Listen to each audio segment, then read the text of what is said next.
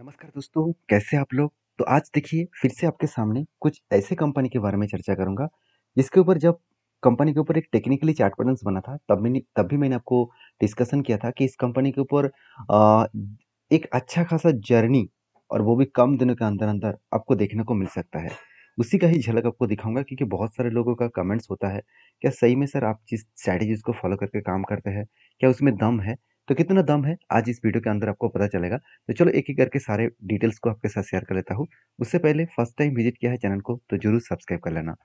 तो फर्स्ट जो कंपनी है जिसका नाम है मोतीलाल ओसवाल। देखिए Motilal Oswal financial services basically देखा जाए तो कंपनी एक स्टॉक ब्रोकिंग कंपनी भी है, साथ ही साथ एक फाइनेंशियल के ऊपर भी बिज़नेस करते हैं। क्योंकि देखिए कंपनी का मेनली जो बिज़नेस है अगर उसके मार्केट शेयर वाइज़ बात करूँ, आप देख सकते हैं इक्विटी जो मार्केट है मतलब स्टॉक ब्रोकिंग के ऊपर टोटली 2.38% के ऊपर काम कर रहा है। मार्केट शेयर है और हाउस हाउस लोन के ऊपर भी कंपनी काम कर रहा है, ना के बराबर 0.13% के आसपास। नंबर ऑफ अकाउंट्स कंपनी के ऊपर ओपन किया है 2.6% के आसपास और म्यूचुअल फंड्स कंपनी के ऊपर मतलब म्यूचुअल फंड्स के ऊपर काम कर रहे कंपनी 1.28% के आसपास। मतलब ओवरऑल कंपनी का जो बिजनेस है वो मतलब धीरे-धीरे करके ग्रोथ होता हुआ देखने को मिले मगर हर सेक्टर में कंपनी खुद के एंटर कर चुके हैं। मतलब हर कैटेगरीज़ फाइनेंस के ऊपर कंपनी एंटर कर चुके हैं, जिसके चलते कंपनी के ऊपर अच्छा खासा रेवेन्यूज़ एंड ग्रोथ भी देखने को मिला। तो उसी का झलक आपको दिखाऊँगा। चलो सबसे पहले मैं वो झलक आपको दिखाता हूँ। देखिए, जब कुछ इस तरीके से स्ट्रैटेजीज़ बने थे, ध्यान से देखना 1, 2, 3, 4 देखिए 4 के 4 यहाँ पे टोटली बाइंग कैंडल बने। हाँ, इस कैंडल को भी मैं बाइंग बोलूँगा क्योंकि यहाँ पे वॉल्यूम तो पॉजिटिव है, मतलब ग्रीन कलर का है और कैंडल भी ग्रीन कलर का है, तो मैं इसको बाइंग वॉल्यूम कहूँगा। तो जब भी कुछ इस तरीके से आपको रेंज दिखे, कंटिन्यूअसली बाइंग का रेंज दिखे तो आपको lower side and upper side दोनों को मार्किंग करना होगा। दोनों को मार्किंग करने के बाद आपको करना क्या है, जब भी इस नीचे लेवल को टच करेगा तब यहाँ पे क्या बनेगा, तब यहाँ पे बनेगा एंट्री और इसी एंट्री लेवल से कंपनी के ऊपर धीरे-धीरे करके देखिए कंपनी ऊपर गया और इसी हाई लेवल तक जाकर यहाँ पे टच किया और फाइनली यहाँ पे क्या किया, टारगेट को अचीव किया। और ये टारगेट जो अचीव हुआ वो कितने दिन में हुआ? अगर मैं इस टारगेट के अचीव के टोटल मतलब पैरामीटर्स को चेक करूँ तो एक्चुअली प्रीवियस डे में टारगेट अचीव हुआ था। तो कितने दिनों में टारगेट मिला? 42 डेज़। तो 42 डेज़ तो हो गया। कितने टारगेट मिला? 36.90%। 36.90% का टारगेट मिला और मैं आपको हमेशा बोलता रहता हूँ कि इस तरीके से स्ट्रैटेजीज़ में बहुत ज़्यादा पोटेंशियल होते हैं, बहुत ज़्यादा दम होते हैं। हाँ, इसका मतलब ये नहीं कि 100% ही स्ट्रैटेजीज़ में प्रॉफ़िट होगा। ऐसे भी मुझे कुछ कंपनीज़ के ऊपर लॉसेस चल रहा है। अराउंड 20 अ, फ 15% 20% के आस-पास लॉसेस चल रहा है। मैं कंपनी का नाम भी आपको बता रहा हूँ, जाकर चेकआउट कर सकते हैं। जिसका नाम है ईज़ी टी प्लानर। तो उसके ऊपर मुझे लॉसेस चल रहा है और भी 1-2 कंपनी के ऊपर लॉसेस चल रहा है। हाँ, लॉसेस चल रहा है मगर मैंने बेचा नहीं क्योंकि कंपनी का परफ़ॉर्मेंस अगर अच्छा हो, तो आज नहीं तो कल उसको रिकवरी ज़रूर करेगा। तो कंपनीज़ के ऊपर जो मैंने डिसीज़न लिया, उसके पीछे रीज़न सिर्फ़ एक ही था कि कंपनी के ऊपर सेल्स का ग्रोथ मुझे हर सालों में ग्रोथ होता देखने को मिले। सेल्स लगातार बढ़ते चले गए, एक्सपेंस मिटाने के बाद नेट प्रॉफिट 221 करोड़ से 32 करोड़ बने, 528 करोड़ बने मतलब 885 करोड़ के आसपास बने। मतलब हर साल में खुद के अलग लेवल में कंपनी खुद को मेंटेन्स किए, जिसके चलते है मैंने इस कंपनी के ऊपर एक पॉजिटिव डिसीजन लिया। देखिए ऐसे नहीं कि हर जगह पे आप ट्रेड बनेगा तो आप एंट्री ले लेंगे, ऐसे बिल्कुल मत करिए। जैसे देखिए फिर से एक बार एंट्री बने, फिर से देखिए ध्यान से देखना, यहाँ पे भी एक रेंज बने। रेंज का मतलब क्या है? आप इस चीज़ों को देखेंगे तो यहाँ पे क्या बना? यहाँ से भी एक सेम टू सेम रेंज बना। मतलब यहाँ पे भी बाइंग कैंडल स्टार्ट हुआ 1, 2, 3, 4, 5। 5 के 5 यहाँ पे क्या बना? बाइंग कैंडल बने। तो सॉरी 5 नहीं 6 होगा। तो यहाँ तक बाइंग कैंडल बने। तो टोटल में बाइंग कैंडल का हाई लेवल को मार्किंग करूँगा और लो लेवल को मार्किंग करूँगा। तो टोटल लेवल को मार्किंग किया तो कितना रेंज निकल के आया? 21%, साढ़े 21% के आसपास। तो अगर यहाँ से करेक्शन होकर फिर से नीचे आएगा, इस लेवल को टच करेगा, जो लेवल निकल कर है 588, तो मैं ज़रूर फिर से इस कंपनी के ऊपर कुछ पॉजिटिव डिसीजन लूँगा। तो कहने का मतलब है कि कंपनी बार-बार आपको ट्रेड देता रहेगा। आपको सिर्फ़ उस कंपनी के ऊपर चीज़ों को समझ कर काम करना होगा। देखिए बहुत सारे लोग देखिए इस हाई लेवल में बाय करेगा, क्योंकि जब नीचे था तब वो बाय नहीं किया। वो हाई लेवल में इसलिए बाय करेगा क्योंकि कंपनी आज फोमो बाइंग करके ऊपर जा रहा है। इसका कोई अता-पता नहीं कि ऊपर कितना जाएगा, उसका कौन-सा लेवल है। हाँ, लेवल पिवोट लेवल से देख सकते हैं आप। जैसे पिवोट लेवल को मैं अगर ऑन कर दूँ तो मुझे पता चल जाएगा कि किस लेवल तक जा सकते हैं। देखिए ऑलरेडी इसका हाई पिवोट लेवल तक जा चुके हैं। नेक्स्ट पिवट लेवल यहाँ पे तो शो ही नहीं कर रहा है। तो इसके लिए मैं इस कंपनी के ऊपर फिलहाल के लिए कोई पोजीशन नहीं लेने वाला हूँ, क्योंकि देखिए पेशेंस रखना ही सबसे इम्पोर्टेंस है इस मार्केट में, क्योंकि हर जगह पे आप एंट्री लेने के लिए सोचेंगे तो दिक्कत वाला तो बात आएगा ही। और कही रही बात इस सारे ब्रोकिंग कंपनी भाग क्यों रहा है, देखिए कंपनीज के ऊपर मैं मोतीलाल ओसवाल के बारे में बात करूँ तो देखिए जो फाइनेंशियल प्लानिंग कंपनी किया है to issue non convertible debentures, मतलब कंपनी को कहना है कि नॉन कन्वर्टेबल जो डिवेंचर्स है उसको वो इशू करने जा रहा है। मतलब अच्छा खासा एक कन्वर्टेबल डिवेंचर्स यहाँ पे कंपनी इशू करेगा। उसके बेसिस में कंपनी फंड फंड रेज करेगा और उस फंड से कंपनी बिजनेस को और भी आगे बढ़ने के लिए तैयारी करेगा। तो आपके क्या व्यू है इस कंपनी के ऊपर, जरूर मुझे कमेंट्स करके बताना। नेक्स्ट जो कंपनी है इसी फील्ड का और एक तगड़ा प्लेयर है जिसका नाम है एंजल वन। देखिए एंजल वन के भी ऊपर में चीख चीख कर आपको यही बता रहा था कि कंपनी इसके ऊपर मैंने एक डिटेल्स वीडियो बना के दिया कि अपकमिंग टाइम्स में 100% का गेन आने का चांसेस है।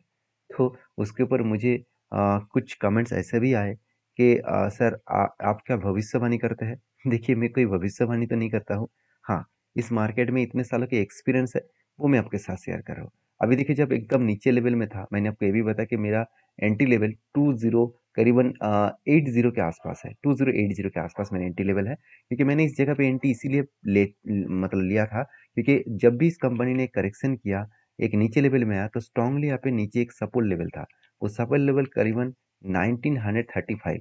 तो यहाँ पे क्वेश्चन आएगा कि सर 1935 इसका अगर लेवल है तो आपने पहले क्यों एंट्री ले लिया? क्योंकि देखिए मैं हमेशा ऐसे करता हूँ कि अगर मुझे किसी कंपनी के ऊपर किसी सपोर्ट लेवल से बाई करना है तो मैं टच करने के टाइम वेट नहीं करता हूँ, क्योंकि मुझे बहुत बार देखने को मिला कि टच होने से पहले ही वहाँ से ही कंपनी के ऊपर बाउंस बैक देखने को मिल जाते हैं। क्योंकि देखिए बड़े बड़े इन्वेस्टर क्या करते हैं, अच्छे कंपनी के ऊपर वो इंतजार करके बैठे हुए होते हैं कि जब भी वो नीचे आए कोई सपोर्ट लेवल तक आए तो उसके आसपास से बाई करना स्टार्ट कर देंगे। हम खुद ही देख लीजिए, जब भी इस नीचे आसपास आए तो उसके नीचे आया ही नहीं, और जब बाइंग किया इस जगह से हाई वॉल्यूम के साथ, वॉल्यूम देख लीजिए कि आप अगर आप लॉन्ग पीरियड भी देखेंगे तो इतना हाई वॉल्यूम नहीं हुआ। जब कंपनी इतनी भाग रहे थे तब भी इतना हाई वॉल्यूम नहीं हुआ। तो आज इतना हाई वॉल्यूम है, क्यों हाई वॉल्यूम है? क्योंकि इंस्टीट्यूशन पहले ही माल उठाना शुरू कर चुके हैं। अभी देखिए दो तरीके से सिनेरियो बने, पहले तो मेरा एंट्री लेवल इस जगह पे है और मैं इसको एक्चुअली टारगेट लेने वाला हूँ टॉप लेवल तक 3880 रुपीज के आसपास। तो मेरा एंट्री लेवल जो 2000 अराउंड 2080 रुपीज़ के आसपास है। वहाँ से लेकर अगर मैं टॉप तक देखूँ तो मुझे अगर टारगेट मिले, मिलेगा कि नहीं मिलेगा तो वो तो बाद में पता चलेगा। अगर मुझे एंट्री लेवल से अगर टारगेट मिले तो ऑलरेडी मैं एक बार टारगेट मार्किंग कर लेता हूँ।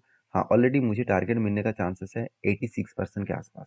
तो देखिए 86% कब कब मिलेगा, किस तरीके से मिलेगा वो तो पता नहीं, मगर जिस तरीके से मोतीलाल ओसवाल भाग रहा है उसकी सिचुएशन के अकॉर्डिंग एंजल वन भी एक अच्छा खासा जर्नी दिखा सकते हैं।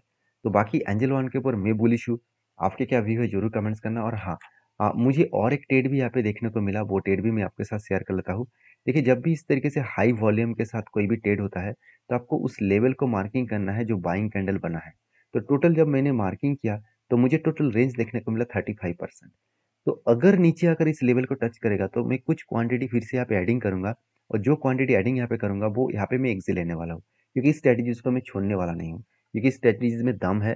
कंपनी का अगर परफॉर्मेंस अच्छा है तो स्ट्रेटेजीज अच्छी तरीके से काम भी करते हैं।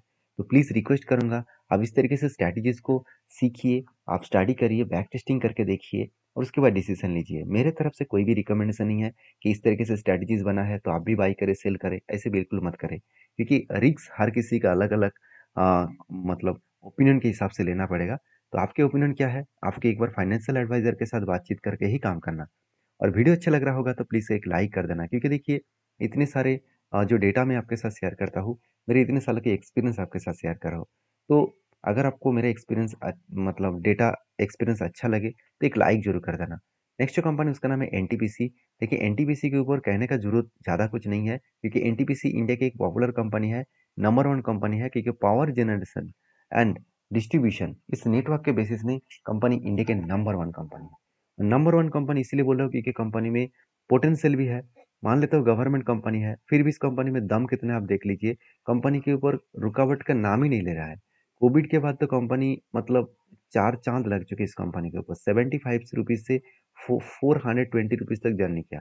मतलब कोविड के लेवल से अगर मैं टॉप लेवल तक देखूँ तो 450% के आसपास रिटर्न लिया। तो यही होते पावर। अगर कोई कंपनी ठान ले कि मैं भागने वाला हूँ, तो उसको कोई रोक नहीं पाएगा। और दूसरी बात, पूरा सेक्टर अगर भागे तो उसके ऊपर भी ध्यान रखना होगा। तीसरी बात, गवर्नमेंट अगर उसको उस सेक्टर को पुश करे तो कंपनी तो भागेगा, क्योंकि पीएसयू कंपनी के ऊपर गवर्नमेंट ने जिस तरीके से पुश किया लास्ट मतलब 3 इयर्स में, तो इतने साल में उतना पुश कभी देखने को नहीं मिला। क्योंकि इस कंपनी के अगर मैं वन मतलब मंथ्स के अगर चार्ट पैटर्न ओपन करके दिखा दूँ तो आपको सब कुछ क्लियर दिखेगा। आप खुद ही देख लीजिए पहले क्या हुआ। पहले कंपनी इस तरीके से भागे थे, उसके बाद बिग क्रैश हो गया, तो उसके बाद फिर से भागा, फिर से क्रैश हो सकता है, कुछ भी हो सकता है। डिपेंड करेगा गवर्नमेंट कौन सा है और गवर्नमेंट इस कंपनी को कितना बूस्ट कर रहा है। क्योंकि देखिए सरकारी कंपनी है, सरकारी कंपनी में ये सब चलते रहते हैं। जैसे देखिए इस कंपनी के ऊपर मुझे इसीलिए कोई इन्वेस्टमेंट नहीं करना है, मैं इस तरीके से कंपनी के ऊपर हमेशा ट्रेडिंग पर्पस में देखता हूँ। तो कंपनी के ऊपर यहाँ पे काफी धन पैटर्न बना था, उसके बाद यहाँ पे एंटी बनी और शानदार तरीके से यहाँ पे टारगेट को अचीव किए। तो बेस्ट तरीके से टारगेट को यहाँ पे अचीव किया गया। और मेरे हिसाब से जो पैटर्न यहाँ पे क्रिएट हुआ था उसके अकॉर्डिंग अच्छा खासा टारगेट मिला 14% के आसपास। तो अभी फिलहाल के लिए इस कंपनी के ऊपर कोई फ्रेश एंट्री नहीं है, क्योंकि यहाँ पे एक जो रेंज बना है वो रेंज छोटा मोटा रेंज बने, क्योंकि 20% के ऊपर मुझे रेंज चाहिए था। अगर टॉप लेवल होता तो भी मतलब एक रेंज नहीं बनता।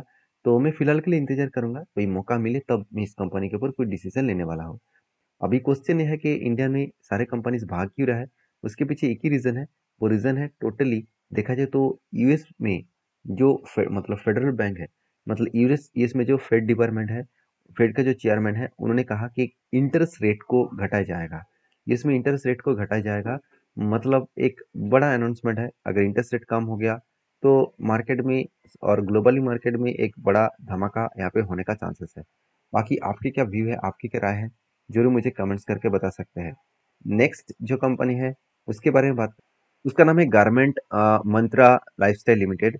तो गारमेंट मंत्रा लाइफस्टाइल लिमिटेड जो है वो बेसिकली एक छोटा सा कंपनी 71 करोड़ का कंपनी है। और कंपनी ने एक साल में रॉकेट नहीं बना, लास्ट तो मतलब 2 से 3 दिनों में कंपनी रॉकेट बन गया। 3 रुपये से 7 रुपये, मतलब पैसा दुगना, 3 दिनों में पैसा दुगना कर दिया। इसको देखकर बहुत सारे लोग शायद खुश हो जाएंगे। तो मैं एक ही बात कहूंगा, इस तरीके से कंपनी में खुश होने का जरूरत नहीं है, क्योंकि कंपनी आपको शायद एक्स्ट्रा बेनिफिट जरूर देने वाला है। क्योंकि कंपनी हर एक के बदले आपको एक साथ देने वाला है, वो भी मतलब 3 सितंबर में। तो जरूर इस कंपनी को स्टडी करिए, उसके बाद काम करिए। मेरे तरफ से कोई भी रिकमेंडेशन नहीं है, काम करना है तो सारी चीज़ों को समझ कर सीख कर काम करना होगा। वीडियो अच्छा लगे तो प्लीज़ लाइक कर लेना और चैनल को सब्सक्राइब भी करना। Thank you.